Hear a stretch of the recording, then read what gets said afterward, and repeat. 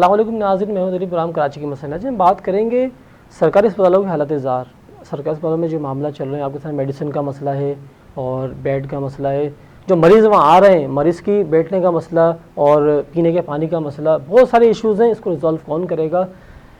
अस्पतालों के अंदर मसाइल पे मसाइल उसका अंबार लगा हुआ है, कोई पुरसाने हाल नहीं है, मरीज़ बेयारो मददगार हैं। कौन इसको देखेगा, कौन इसके मसलों को हल करेगा? इसमें हमारे मेहमान हैं। आज हमने बात करने की मदद किया है एमक्यूएम पाकिस्तान के रहनुमा हैं खालिद सुल्तान साहब हैं हमारे साथ लाइन पे और स्टूडियो के अंदर होंगे। और दूसरे बात पाकिस्तान के रहनुमा सैयद सोहेल आबदी साहब हैं और हमसे बात करेंगे हॉस्पिटल के हवाले से, जो हालत ज़ार है अस्पताल की, उस हवाले से बात करेंगे क्यों ऐसा हो रहा है और कौन कौन मसलों को हल करेगा। अस्सलाम वालेकुम सर, ये सरकारी हॉस्पिटल के अंदर जो हालत ज़ार है, क्यों ऐसा? देखिए, अब्बासी अस्पताल कराची का तीसरा बड़ा अस्पताल है और बल्दिया उज़्मा के तहत चलने वाला कराची का सबसे बड़ा हॉस्पिटल है। और डिस्ट्रिक्ट सेंटर में होने की वजह से डिस्ट्रिक्ट वेस्ट के और डिस्ट्रिक्ट ईस्ट के और डिस्ट्रिक्ट सेंट्रल के तीनों डिस्ट्रिक्ट के जो आम मरीज़ हैं और एक्सीडेंट केसेस हैं, हादसा की जो केसेस हैं, वो सब वहाँ आते हैं। एक ज़माने में उसका एक बड़ा इत्मीनान बख्श काम था जी, और क्योंकि उस वक्त फंड अवेलेबल थे। ठीक। जब तक कोई किसी इदारे को चलाने के लिए सफिशिएंट फंड मौजूद नहीं होंगे तो यकीनन वो इदारा चल नहीं पाएगा। तकरीबन 1000 बेड की उसकी कैपेसिटी है और कराची के सिविल और जिला हॉस्पिटल के बाद सबसे ज़्यादा एक्सीडेंटल केसेस है वो भी वहाँ आते हैं। तो उस इन हालात में ज़ाहिर चल नहीं पाएगा जब तक उसको, हालांकि मैं आपको बता दूं कि उसका बजट में तो 2.5 अरब रुपया जिसमें उनकी तनख्वाह समेत और दीगर दवाओं के लिए और दीगर फैसिलिटीज़ के लिए, उसको मशीनों को चलाने के लिए और हॉस्पिटल को पूरा चलाने के लिए 2.5 अरब रुपये का तकरीबन 2 अरब और 53 करोड़ रुपये का बजट रखा जाता है। लेकिन उसको उतने पैसे दिए नहीं जाते, बल्कि उसका 25% भी जो है उसको। तो फिर एक ऐसा हॉस्पिटल जो कराची के लोगों को सर्व करने के लिए बनाया गया था और उसकी कारकर्दगी माजी में बहुत अच्छी रही है।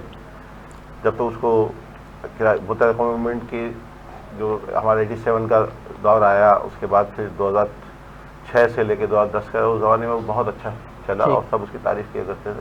लेकिन उसके बाद अभी किसकी नज़र लग गई इसको सर? आप देखिए ना, डॉक्टर्स की तनख्वाह का इशू है, पीने का पानी नहीं है, बैठने की जगह नहीं है, बेड नहीं है वहाँ पर, मरीज आ रहे हैं, मरीज परेशान हो रहे हैं। उस हवाले से बताएं ये कब तक मसला हल होगा? हर चीज़ के लिए फंड चाहिए। सरकारी अस्पताल जो मुख्तलिफ सरकारी अस्पताल हैं उसके अंदर तो मामला हैं, उसमें तो कुछ चीज़ें सही है, लेकिन अब्बासी शहीद हॉस्पिटल के अंदर बहुत ज़्यादा मसले पैदा हो रहे हैं। फंड का मसला है। जब किसी भी चीज़ को चलाने के लिए अगर तो फंड कौन देगा? सिंध गवर्नमेंट जाहिर है बल्दिया को चला रही है 2010 के बाद से अब तक, और उसके दरमियान में एक टेन्योर भी आया जिसमें बल्दियाती मेयर मुंतखब मेयर था, लेकिन उनका भी 4 साल यही रहा कि भाई हमें फंड नहीं दिएगा। और सबको पता है, सुप्रीम कोर्ट तक गए, हाई कोर्ट गए, सुप्रीम कोर्ट गए, वफाकी हुकूमत से भी कहा, सूबाई हुकूमत को तो कुछ 300 के करीब ख़त लिखे, मुलाकातें की, लेकिन कोई फंड जारी नहीं किया गया। कि हत्ता कि उनकी तनख्वाह देने के लिए भी जो डॉक्टर्स हैं उनके पेंशन देने के लिए, उनके फंड अपने उनकी तनख्वाहें देने के लिए भी मुनासिब फंड मौजूद हैं नहीं थे इस दौरान में। और आज तक ये सूरत हाल है। पीपल्स पार्टी की हुकूमत को 14 साल हो गए, लेकिन वो किसी भी इदारे को जो है वो चलाने के लिए कोशिश नहीं कर रही, उसको मुनासिब फंड जारी नहीं कर रही। वो कि कराची से तो आप लोग आवाज़ क्यों नहीं उठा रहे? नहीं, मुस्तकिल आवाज़ें उठा रहे हैं। और हम तो पहले देखा जाता माजी के अंदर, आप जाए तो माजी के दें कोई भी ऐसा इंसिडेंट होता था माजी के कराची के अंदर, उसके लिए आवाज़ भी उठाई जाती थी, एहतजाज भी हो जाते थे। अब तो आप लोग साइलेंट मूड में बैठ गए कि आप कुछ बात ही नहीं करते। नहीं, कोई जैसे स्ट्रीट क्राइम के हवाले से ले लो या किसी भी हवाले से ले लो, अभी अस्पताल की हमारी बात करें ना, अस्पताल के हवाले से आपको ऐसी कोई मूवमेंट नहीं हो रही सर? ना कोई मुतालबा ऐसा हुकूमत के अंदर? आप लोग वफाक के साथ हुकूमत के अंदर भी है। देखिए, हमारा जो मुआहदा हुआ है अभी वफाक के साथ भी मार्च में जी, और यहाँ की सूबाई हुकूमत पीपल्स पार्टी की जो हुकूमत है उसमें जरदारी साहब, बिलावल भुट्टो साहब, उसमें हमने जो सबसे पहले जो हमारा मुतालबा है वो तो हमारे जो मिसिंग पर्सन उनके हवाले से है जी, कि 200 मिसिंग पर्सन हमारे थे, जिसमें से अभी भी 80 के करीब जो है वो लापता है सबसे पहले। उसके बाद जो इख्तियारात के हवाले से है, शहर के वसाइल के हवाले से, वो बल्दियात के इख्तियारात देने का है। क्योंकि जब तक जो आम आदमी का जो मसला है सुबह से लेकर शाम तक वो बल्दियाती इदारों से वाबस्ता है। बिल्कुल, आपका ये मौके पर कचरा, सफाई जी, पानी, सीवरेज, हेल्थ, स्कूलिंग, ये सब जो है वो बल्दियात के मातहत होने चाहिए और है, लेकिन उनको मुनासिब फंड नहीं दिया जा रहा, फंड नहीं दिया जा रहा। बिल्कुल। अच्छा सुहेल साहब, आप ये मुझे बताएं सर, आप देख रहे हैं कि सरकारी अस्पतालों के अंदर हालत ज़ार है, ठीक है, ये कब ठीक होंगे? आऊज़ु बिल्लाहि मिनश शैतानिर रजीम, बिस्मिल्लाहिर रहमानिर रहीम। देखें, अभी खालिद सुल्तान साहब जैसा फरमा रहे थे, हकीकत कुछ इसके बरक्स है, क्योंकि अब्बासी शहीद हॉस्पिटल ये दुनिया को पता है, पाकिस्तान के तमाम लोगों को पता है, कराची के शहरियों को पता है कि शहीद जुल्फ़िकार अली भुट्टो का ये एक तोहफ़ा कराची में एक जिना और सिविल हॉस्पिटल के बाद एक तीसरा बड़ा हॉस्पिटल दिया गया था।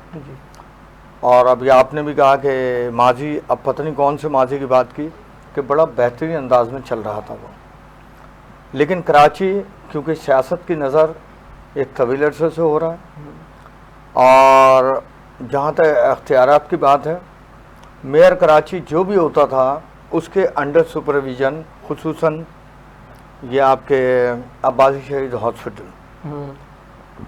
अब फंड्स की जहाँ तक बात है, फंड्स तो वफाक भी देती है अपने तमाम सूबों को, ठीक, और सिंध हुकूमत भी प्रोवाइड करती है, लेकिन बल्दिया उज़्मा कराची का अभी मेयर कोई बहुत तवील अरसे पहले वसीम अख्तर नहीं, मतलब उनका टेन्योर पूरा हुआ है, क्यों नहीं उनके दौर में ये तमाम शिकायत का इजाला हुआ? ये जितनी, मतलब ये समझे कि 185 SNEs में स्वीपर्स हैं, जो अभी सिर्फ 37 अवेलेबल है वहाँ। सही। तो बाकी जो है वो कहाँ गया? अभी मुर्शद वहाब साहब कल ही उन्होंने रिज़ाइन किया है, इससे पहले एडमिनिस्ट्रेटर से उनसे इस टॉपिक पे बात भी हुई। ठीक। इवन के वहाँ पे शहीद जुल्फ़िकार अली भुट्टो की जो इनाग्रेशन प्लेट थी उसको भी शायद सियासी पुरखाश की बिना पे हटा दिया गया था। और मेरी बात हुई थी कि क्योंकि मैं अब से पहले Pakistan Peoples Party district central का भी सदर रहा, अब्बासी शहीद हॉस्पिटल को भी, फिर ये हमारे हार्ट का हॉस्पिटल जो ब्लॉक 16 के हवाले से, 16 नंबर फेडरल ब्यूरो के हवाले से पहचाना जाता है। अभी मुर्शद वहाब एज ए एडमिनिस्ट्रेटर वहाँ आए थे और उन्होंने ये कहा था कि तमाम जितनी जो एक टोकन फीस होती है ना मरीज से चार्ज की जाती है, कोई चार्जेस नहीं होंगे NICVD की तरह। और NICVD एक बेहतरीन, मतलब मैं समझता हूँ कि प्राइवेट हॉस्पिटलों से ज़्यादा जो प्राइवेट हॉस्पिटल जो फैसिलिटीज़ नहीं देते हैं, मैं आपसे यही तो अर्ज कर रहा हूँ, सिंध हुकूमत को चाहिए इस पर नजरसानी करें अब्बासी अस्पताल के ऊपर, ऐसी फैसिलिटीज वहाँ मिले अब्बासी के अंदर। अभी मुर्शद वहाब काफ़ी हद तक फैसिलिटाइट कर रहे थे और कुछ फंड्स भी उन्होंने, वो एज एन एडमिनिस्ट्रेटर कर रहे थे ना, तो फंड कहाँ जा रहे हैं सर? एज ए मेयर बाकी जितने कराची के मेयर्स रहे उन्होंने क्यों नहीं इसकी हालत ज़ार बेहतर बनाने की कोशिश की? यहाँ जो कुछ भी प्रॉब्लम्स आज हमारे सामने आ रही हैं मेडिसिन के मसले में, देखिए अब्बासी शहीद हॉस्पिटल गवर्नमेंट का हॉस्पिटल, शहीद जुल्फ़िकार अली भुट्टो ने गवर्नमेंट का हॉस्पिटल ये बनाया था आवाम के लिए फ्री ऑफ कास्ट, लेकिन अफसोस कि वहाँ पेशेंट्स को मेडिसिन तक दस्तियाब नहीं है, मेडिसिन बाहर से ख़रीद के लाते हैं। वहाँ और जो फैसिलिटीज़ होनी चाहिए वो ऑन पेपर तो हैं, प्रैक्टिकली नहीं है, ग्रास रूट पे नहीं है वो। उसके लिए यकीनी बात है कि मुर्शद वहाब साल भर अगर मेयर रहे, 1.5 साल मेयर रहे, वो अपने एडमिनिस्ट्रेटर रहे, तो कोशिशें बहुत की और कुछ हॉस्पिटल्स की सूरत हाल बेहतर बनाने के लिए भी, जैसा भी मैंने 16 नंबर वाले हॉस्पिटल का कहा, इसी तरह से काविशें जारी थी। अब हमारा जो एग्रीमेंट एक पॉलिटिकल एग्रीमेंट होते हैं, यकीनी बात है MQM पाकिस्तान के साथ है। अभी उन्होंने रिज़ाइन किया है, 3 डिस्ट्रिक्ट MQM पाकिस्तान ने मांगे हैं, ठीक है, सेंट्रल, ईस्ट और कोरंगी, और चौथा वेस्ट। अब उस पर कहाँ बात होती है कि क्या एडमिनिस्ट्रेटर कराची दिया जाता है, ये इन 3 या 4 अजला की जो उनकी डिमांड है वहाँ उनको एडमिनिस्ट्रेटर्स दिए जाते हैं। बिल्कुल। अच्छा, तो हम उसके बाद भी हमारा ताउन मुकम्मिल रहेगा, क्योंकि हम चाहते हैं ब्यूटिफिकेशन ऑफ द सिटी, हम चाहते हैं ये सिटी ऑफ लाइट था, सिटी ऑफ डार्कनेस क्यों बना, सिटी ऑफ गार्बेज क्यों बना, ये तमाम जितने सिविक इश्यूज हैं ये इतने ह्यूज लेवल पे सामने क्यों आए। बिल्कुल सही है। अगर किसी की गलती थी, किसी मेयर की गलती थी, किसी इलेक्टेड बॉडी की गलती थी, यहाँ तो सूरत हाल ऐसी थी कि जहाँ ये बिल्कुल मेरे सामने की भी बात है कि लोकल गवर्नमेंट के मिनिस्टर जनाब नासिर हुसैन शाह साहब अगर कोई एडवाइस लिख के भेज रहे हैं तो जनाब वसीम अख्तर साहब कहते थे नहीं जी ये तो हम अपनी मर्जी के मुताबिक करेंगे।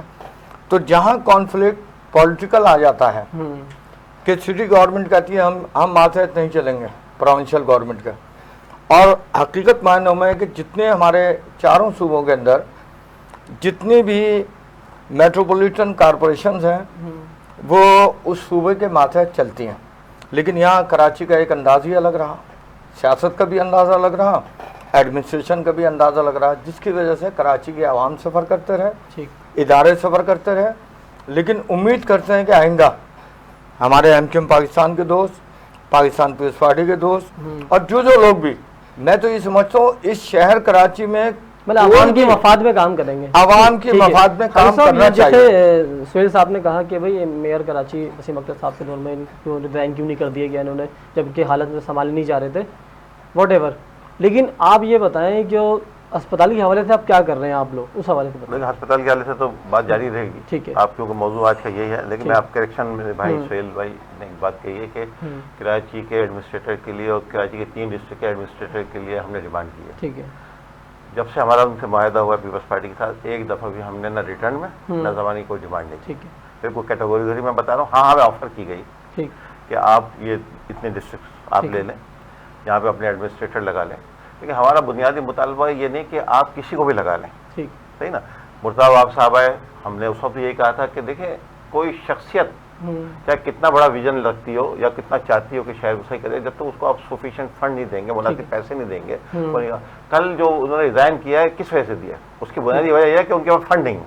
ठीक, यानी कि चले एमक्यूएम का मेयर आया था, उससे तो आप फेल करेंगे, एक पॉलिटिकली आपकी उससे दूसरे जमात से रिफ्ट है, और आप चाहते हैं कि पीपल्स पार्टी का किसी तरह एक ख्वाब है पीपल्स पार्टी का कि किसी तरह पीपल्स पार्टी का, उसको आपने फेल करने के लिए उसको फंड नहीं दिया। सबको पता है, मैं आपके उसके बिल्कुल मैं आपको आदमशुमार के हवाले से बात कर रहा हूँ, मैं इंतजामात की बात नहीं कर रहा। कराची के खुद वज़ीर आला सिंध का बयान, जब 3 साल हो गए तो वज़ीर आला सिंध का बयान था मौलाना शाह साहब का कि हमने 3 साल में बल्दिया को 63 अरब रुपये दिए। ठीक, यानी कि फी साल 21 अरब रुपया बल्दिया को दिए, जिसमें से 19.5 अरब रुपया से तनख्वाहें थी।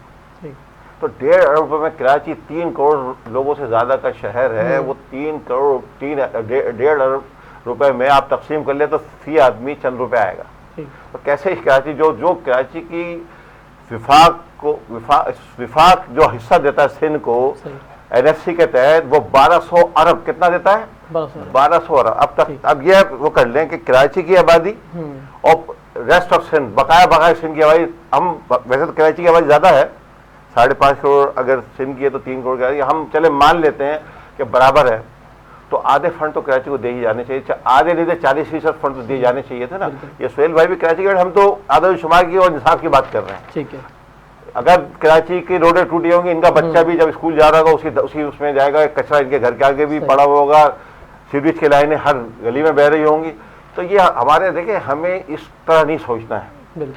हमें, मैं आज कोई पॉइंट स्कोरिंग के लिए आपसे कोई बात नहीं कर रहा, मैं जो भी बात कर, देखे एक आइन की जब 28 तरमीम आई, हमने उसका भरपूर साथ दिया। बिल्कुल, रजी साहब लाइन पे हमारे साथ। मैं ये बड़ी अहम पॉइंट है, इसको मैं चाह रहा हूँ, इसको आप ले लें जी। उसमें हमने ये रखा कि उसको बाकायदा जिस तरह सूबों को वो इख्तियार दिए जाएंगे, डिवॉल्व करने का, उसी तरह बल्दियात को निचली सतह भी इदारों को इख्तियार को डिवॉल्व किया जाएगा। और फिर जब उस पर अमल नहीं हुआ तो हम सुप्रीम कोर्ट में, सुप्रीम कोर्ट ने हमारी पटिशन के ऊपर फैसला कर दिया 140A का।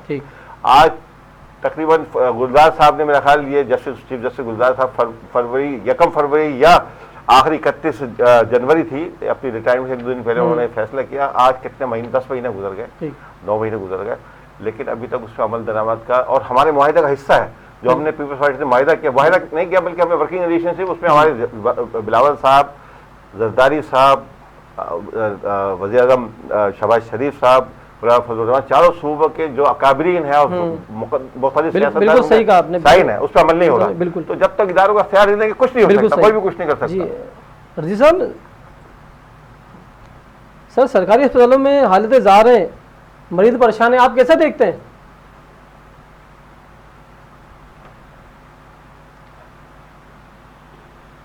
रजी साहब आवाज आ रही है?